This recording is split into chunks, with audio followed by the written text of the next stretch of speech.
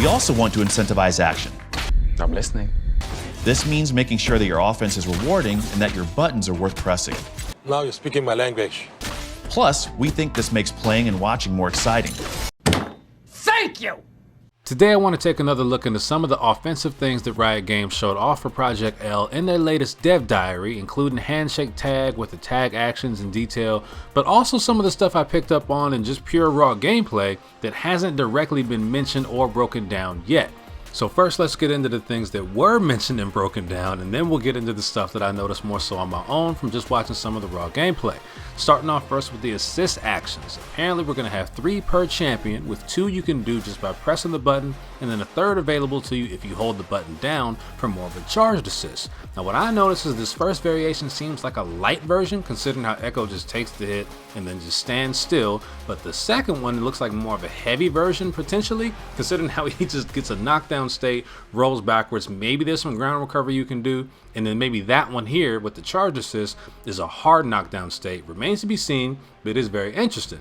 Now the handshake tag is being described that it lets you immediately swap between your point and assist champion as long as they're both on screen at the same time. Something I want to point out though is this yellow spark that seems to happen every time the tag takes place. Every time the handshake tag happens, you see right there that yellow spark again. However, I noticed this yellow spark there also in a big way. When Jinx switched into Darius, there's also that yellow spark. However, Darius was not on screen yet. And this is something we saw in the older footage right there when Echo switched into Ahri. So I don't know if that's still technically handshake tag, considering how Darius wasn't on the screen yet, and the thing that they definitely said was as long as they're both on screen.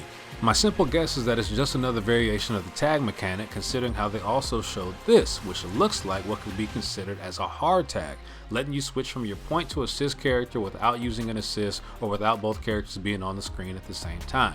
Now one last thing I want to mention as far as the actual handshake tag mechanic is if it's something you want to get used to early and get prepared for Project L, it is a similar mechanic that you can find in Power Rangers Battle for the Grid, Marvel vs. Capcom Infinite, and Blaze Blue Cross Tag Battle. So if you want to get used to it a little bit early, get a little bit of a head start on Project L, those are some games that you can check out.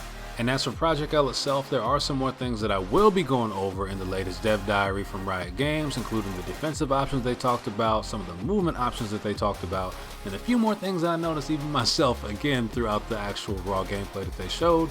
But as for this video, that is going to be it. I do hope you enjoyed it. If you did, feel free to like the video and subscribe to the channel. There's always much more content on the way, and I'll see y'all later.